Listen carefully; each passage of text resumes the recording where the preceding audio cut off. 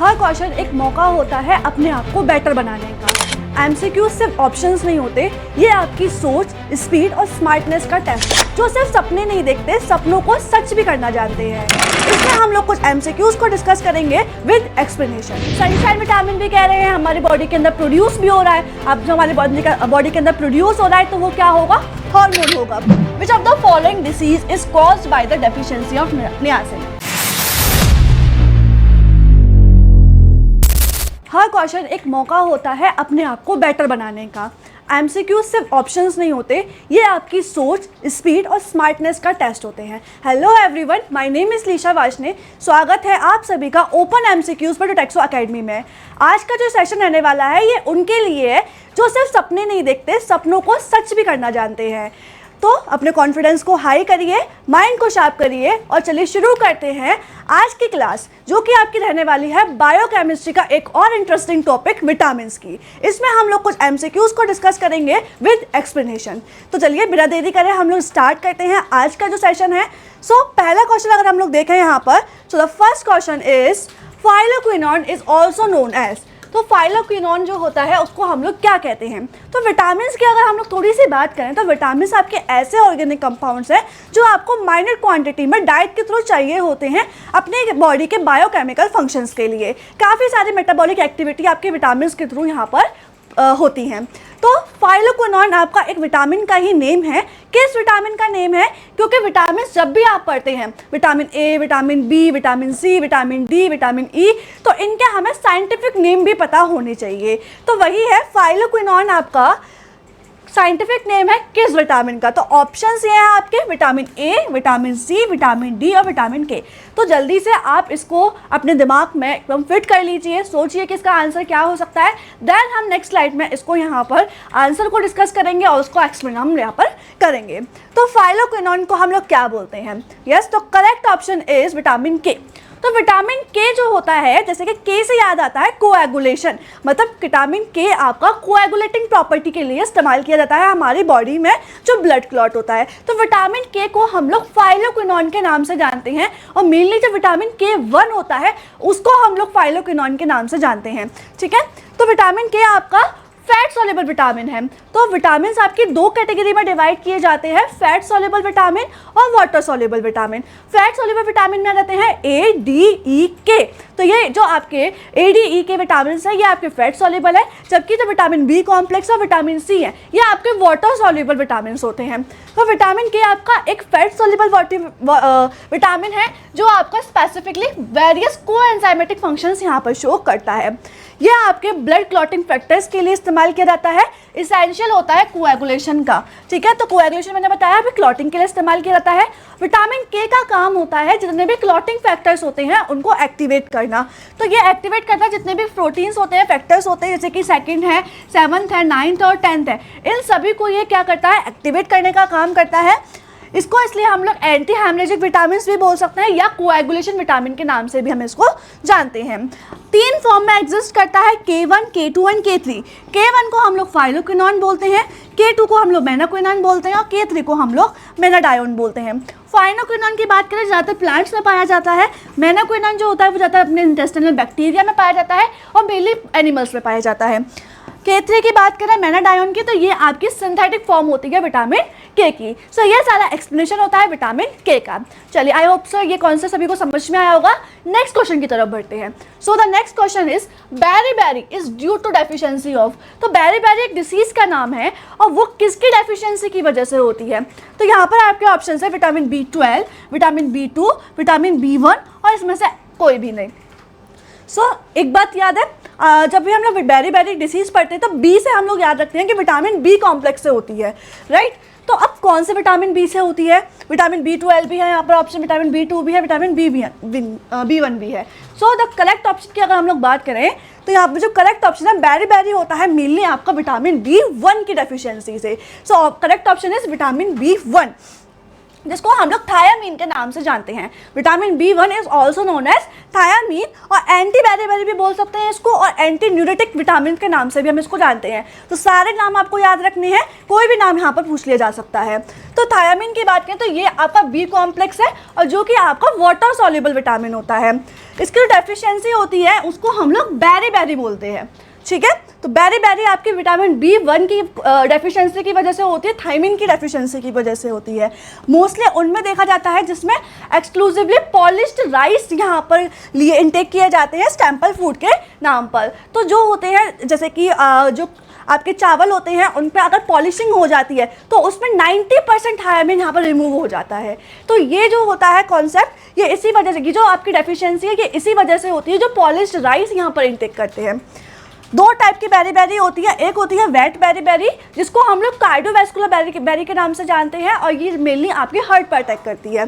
तो ये कैरेक्टराइज की जाती है, क्या क्या हो सकता है इसमें, एडेमा हो सकता है, सूजन आ सकती है लेग्स पर, फेस पर सूजन आ सकती है, ट्रंक पर, और बहुत सारी सीरियस कैविटीज़ भी यहाँ पर हो सकती है। मेनली इसको हम लोग कार्डियोवैस्कुलर बेरी के नाम से जानते हैं। एक होती है आपकी ड्राई बेरी जो आपकी न्यूरोलॉजिकल बेरी है और ये आपकी वेरियस न्यूरोलॉजिकल डिसऑर्डर यहाँ पर आपकी करती है, जिसके रिजल्ट में क्या आता है, पेरिफेरल न्यूरोटाइटिस यहाँ पर आपको देखने को मिलता है। तो बेरी आपकी डेफिशिएंसी है, एक डिसीज़ है, एक जो आपके विटामिन B1 जिसको हम लोग थायमिन के नाम से जानते हैं उसकी डेफिशिएंसी की वजह से आपको देखने को मिलती है। चलिए नेक्स्ट क्वेश्चन की तरफ बढ़ते हैं हम लोग। So the next question is which vitamin is often refers to as the sunshine vitamin, ठीक है।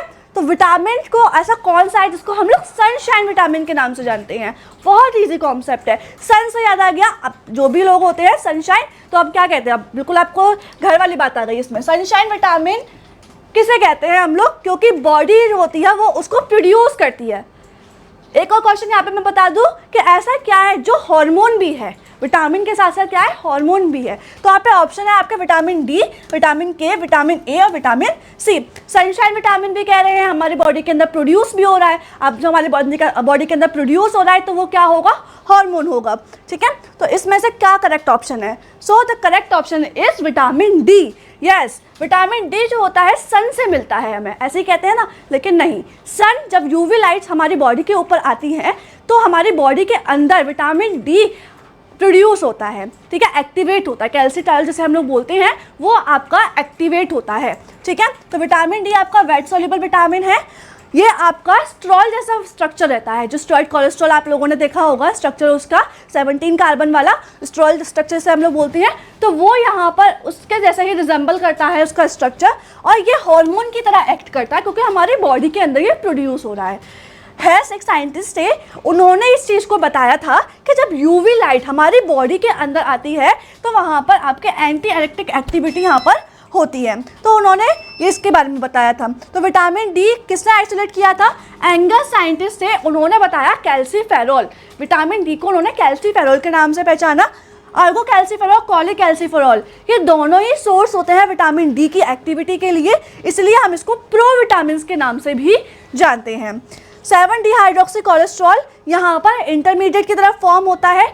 जैसे ही सनलाइट हमारी बॉडी के ऊपर आती है तो जो 7 आपका डिहाइड्रोक्सी कोलेस्ट्रॉल होता है वो कॉलीकैल्सिफेरॉल में कन्वर्ट हो जाता है हमारी स्किन के अंदर, ठीक है। इसीलिए हम इसको क्या बोलते हैं, सनशाइन विटामिन। जैसे ही सनलाइट हमारी बॉडी के अंदर आएगी तो वो एक्टिवेट हो जाएगा, हार्मोन प्रोड्यूस होने लगेगा, ठीक है। दैट्स वाई इसलिए कहते हैं कि सुबह सुबह की धूप जो होती है वो बहुत अच्छी होती है विटामिन डी के इंटेक के लिए। तो वो इंटेक के लिए नहीं, हमारे प्रोडक्शन के लिए होती है, हार्मोन की तरफ वर्क करती है। चलिए आगे बढ़ते हैं नेक्स्ट क्वेश्चन की तरफ। Next question is which vitamin is necessary for the production of collagen. अब protein important for skin, collagen को यहाँ पे प्रोड्यूस करने के लिए कौन सा विटामिन रिस्पॉन्सिबल होता है, और कोलेजन जो होता है एक ऐसा प्रोटीन है जो हमारी स्किन के लिए बहुत इंपॉर्टेंट है, कार्टिलेज के लिए बहुत इंपॉर्टेंट है और साथ ही में ब्लड वेसल्स के लिए भी बहुत इंपॉर्टेंट है। तो ऑप्शन है यहाँ पर आपके vitamin E, vitamin B12, vitamin C या विटामिन के। जल्दी से इसका ऑप्शंस को दिमाग में लगाइए और यहाँ पर करेक्ट ऑप्शन को यहाँ पर सोचिए क्या हो सकता है, ठीक है। तो इसको आप एक तरीके से चैलेंज की तरह लीजिए, सारे क्वेश्चंस को हमें चैलेंज की तरह लेना चाहिए। चलिए तो इसका करेक्ट ऑप्शन यहाँ पे देखते हैं। So the correct option is vitamin C. Vitamin C को हम लोग एस्कॉर्बिक एसिड के नाम से भी जानते हैं। लेमन है, ऑरेंज है, कहते हैं ना इसमें विटामिन सी की मात्रा सबसे ज़्यादा होती है, जो भी खट्टी चीज़ें होती है उसमें विटामिन सी भरपूर पाया जाता है। तो कोलेजन फॉर्मेशन के लिए आपका विटामिन सी बहुत ज़्यादा इंपॉर्टेंट होता है, बोन के फॉर्मेशन के लिए विटामिन सी बहुत ज़्यादा इंपॉर्टेंट होता है, और साथ ही में आयरन और हीमोग्लोबिन की मेटाबॉलिज्म के लिए भी आपका जो विटामिन सी है वो बहुत ज़्यादा इंपॉर्टेंट होता है। ठीक है, तो ये बहुत सारे बायोकेमिकल, जितने भी विटामिन है ना आपकी बॉडी के अंदर, बहुत सारे बायोकेमिकल फंक्शंस यहाँ पर शो करता है। कोलेजन फॉर्मेशन के लिए कैसे काम करता है ये यहाँ पर आपका कोएंजाइम है जो हाइड्रोक्सिलेशन करता है प्रोलीन और लाइसिन का, जिससे प्रोटोकोलेजन कोलेजन में कन्वर्ट हो जाता है। बोन की फॉर्मेशन में यहाँ पे कैसे काम करता है, ये आपका इनऑर्गेनिक कैल्शियम की तरह काम करता है, जो कि आपके बोन फॉर्मेशन के लिए बहुत ज़्यादा इंपॉर्टेंट होते हैं। ठीक है, एस्कॉर्बिक एसिड एनहेंस करता है यहाँ पर, और यहाँ पर ये कीप करता है फेरस फॉर्म में उसको। ठीक है, चलिए आगे बढ़ते हैं हम लोग। Next is according to IP 1 gram of shark liver oil should not contain less than which international unit vitamin A activity. ठीक है, तो इसमें पूछा है इंडियन फार्माकोपिया के अकॉर्डिंग अगर 1 ग्राम शार्क लीवर ऑयल हमने लिया तो उसको कितनी इंटरनेशनल यूनिट से कम नहीं होना चाहिए वो। ठीक है, तो ऑप्शन है आपका 6000 by 6000, 2500 to 2500, 1000 to 1000 and 3200 to 3200। ठीक है, तो ये सारे जो हैं आपके ऑप्शंस हैं। सो यहाँ पे हम लोग देखते हैं correct option. So the correct option is 6000 by 6000। Shark liver oil आपका रिच नेचुरल सोर्स है विटामिन ए का, जो कि आपका बहुत इसेंशियल होता है विजन के लिए, इम्यूनी फंक्शंस के लिए और स्किन हेल्थ के लिए। ये आपका मेडिसिनली आपकी डेफिशिएंसी स्टेट में यूज़ किया जाता है। ठीक है, इंडियन फार्माकोपिया ने एक यहाँ पर स्टैंडर्ड को ऑफिशियली स्टैंडर्ड को सेट किया हुआ है क्वालिटी के लिए, प्योरिटी के लिए और स्ट्रेंथ के लिए फार्मास्यूटिकल सब्सटेंस की इंडिया में। तो IP के अकॉर्डिंग विटामिन ए की जो यहाँ पर शार्क लीवर ऑयल में आपका 6000 IU से ज़्यादा यहाँ पर नहीं होना चाहिए आपका विटामिन ए। क्लियर? चलिए नेक्स्ट क्वेश्चन की तरफ बढ़ते हैं। So the next question is which of the following disease is caused by the deficiency of niacin. Niacin को हम विटामिन B3 के नाम से भी जानते हैं। तो जो नियासिन है उसकी डेफिशिएंसी की वजह से कौन सी डिसीज़ यहाँ पर होती है? ऑप्शन है यहाँ पर आपके स्कर्वी, रिकेट्स, पैलेग्रा या पर्नीशियस एनीमिया। ठीक है, तो अब देख सकते हैं, अब यहाँ से एक ऑप्शन तो बिल्कुल रॉन्ग हो जाएगा स्कर्वी, क्योंकि विटामिन सी की डेफिशिएंसी की वजह से स्कर्वी होती है। ठीक है, तो ऑप्शन बचा आपके रिकेट्स, पैलेग्रा या पर्नीशियस एनीमिया। इन तीनों में से नियासिन की डेफिशिएंसी की वजह से क्या होता है? So the correct option is C, that is pellagra. Yes, pellagra. इसके अलावा पैलेग्रा में क्या क्या होता है? डर्मेटाइटिस, डायरिया और डिमेंशिया। पैलेग्रा में आपको 3D याद रखने हैं, 3D सिम्टम्स आपको याद रखना है। आप तो एक तो होता है डर्मेटाइटिस, आपकी स्किन रैशेज हो जाएंगे, डायरिया हो जाएगा और यहाँ पे डिमेंशिया हो जाएगा, भूलने की बीमारी हो जाएगी। ठीक है, हाथ कांपने लगेंगे। तो ये सारे आपके पैलेग्रा के सिम्टम्स होते हैं। क्लियर हो गया? आगे बढ़ते हैं नेक्स्ट क्वेश्चन की तरफ। So next question is prevention of cancer by using these vitamin except. तो इनमें जो कैंसर का प्रिवेंशन होता है इसमें सारे विटामिन करते हैं, लेकिन एक ऐसा है जो एक्सेप्शन केस है। ऑप्शन से आपके vitamin E, vitamin C, beta carotene या विटामिन K। सारे जो आपके विटामिन हैं वो प्रिवेंशन करते हैं कैंसर का, लेकिन इसमें एक ऐसा एक्सेप्शन है जो नहीं करता। ऑप्शन आपके सामने हैं, जल्दी से इसको आप आंसर सोच लीजिए दिमाग में। ठीक है, नोट डाउन कर लीजिए, देन हम लोग देखते हैं, आप अपना टेस्ट करिए कि आप सही है या नहीं। सो the correct option is vitamin K। Vitamin K जो है आपका कोएगुलेशन प्रॉपर्टी करता है, प्रिवेंशन नहीं करता कैंसर का। तो जितने भी विटामिन थे A, C, E, beta carotene, ये सारे आपके एंटीऑक्सीडेंट प्रॉपर्टी होते हैं और साथ ही में पोटेंशियल रोल प्ले करते हैं आपके कैंसर के प्रिवेंशन में। ये आपका प्रोटेक्ट करता है आपके डैमेज से, सपोर्ट इम्यून सिस्टम फंक्शन को करता है। विटामिन K कभी लिंक नहीं होता कैंसर के प्रिवेंशन से, मेनली ये ब्लड क्लॉटिंग में इन्वॉल्व रहता है। ठीक है, चलिए आगे बढ़ते हैं। Next question, identify the vitamins that are synthesised by bacteria in the intestine. ठीक है, तो इसमें से कौन सा वैसा विटामिन है जो आपकी बॉडी में बैक्टीरिया के थ्रू सिंथेसाइज हो रहा है? ठीक है, आपको बाहर से लेने की जरूरत नहीं पड़ रही, आपको गट बैक्टीरिया में ही ये सिंथेसाइज हो रहा है। ऑप्शन है आपके vitamin A, vitamin K, vitamin D या विटामिन E। ठीक है, तो इसमें से कौन सा करेक्ट ऑप्शन, जल्दी से इसका आंसर देख लेते हैं हम लोग। So the correct option is vitamin K। ठीक है, सो विटामिन K जो होता है, बी ऑप्शन, वो आपका विटामिन K आपके गट इंटेस्टाइन में बैक्टीरिया के थ्रू यहाँ पे सिंथेसाइज किया जाता है। तो विटामिन सिंथेसाइज किया जाता है बैक्टीरिया में इंटेस्टाइन के थ्रू, प्राइमरी विटामिन K होता है। इसके अलावा भी कुछ बैक्टीरिया कुछ विटामिन होते हैं जो बैक्टीरिया के थ्रू सिंथेसाइज होते हैं, वो है विटामिन B12। विटामिन K ज़्यादा होता है उसके अलावा बायोटीन है, कोबालामाइन है, फोलेट है, नियासिन है, पेंटोथेनिक एसिड है, पायरिडॉक्सिन है, रिबोफ्लेविन है या थायामीन है। ये भी आपके कुछ अमाउंट में गट बैक्टीरियाज के थ्रू सिंथेसाइज किए जाते हैं। चलिए आगे बढ़ते हैं नेक्स्ट क्वेश्चन की तरफ। The metabolic function of riboflavin involves the following. तो मेटाबॉलिक फंक्शन होते हैं जो बायोकेमिकल फंक्शंस है आपके राइबोफ्लेविन के। राइबोफ्लेविन क्या है आपका, कौन सा विटामिन है, देखना आप इसको। राइबोफ्लेविन की बात करेंगे तो ये आपका क्या यहाँ पर आपको कौन सा मेटाबॉलिक फंक्शन शो करता है। ऑप्शन है आपके FMN, FAD, NADP, NADPH, AMP, ATP या रेटिनिन। ठीक है, तो जितने भी आपके बी कॉम्प्लेक्स होते हैं वो कोएंजाइम की तरह वर्क करते हैं। ठीक है, यहाँ पर कोएंजाइम का फॉर्मेशन करते हैं, वो वर्क करते हैं कोएंजाइम की तरह। तो इसमें से कौन सा मेटाबॉलिक फंक्शन की तरह ये वर्क करता है आपका riboflavin. So the answer is FMN and FAD। Riboflavin जिसको हम लोग विटामिन B2 के नाम से जानते हैं, ये भी आपका वाटर सॉल्युबल विटामिन होता है और ये आपका की रोल प्ले करता है एनर्जी के मेटाबॉलिज्म में हमारी बॉडी के अंदर। दो मोस्ट इंपॉर्टेंट कोएंजाइम में ये कन्वर्ट हो जाता है, दैट इज FMN जिसको हम लोग फ्लेविन मोनोन्यूक्लियोटाइड के नाम से जानते हैं, FAD that is flavin adenine dinucleotide. ये जो कोएंजाइम है ये एसेंशियल होते हैं बहुत सारे ऑक्सीडेशन रिडक्शन के लिए, मतलब कि रिडॉक्स के लिए ये सबसे ज़्यादा एसेंशियल होते हैं। बहुत सारे सेलुलर मेटाबॉलिज्म यहाँ पर करते हैं, पर्टिकुलरली ये आपकी ETC इलेक्ट्रॉन ट्रांसपोर्ट चेन में और क्रेब्स साइकिल में सबसे ज़्यादा इंपॉर्टेंट ये रोल प्ले करते हैं for the production of energy.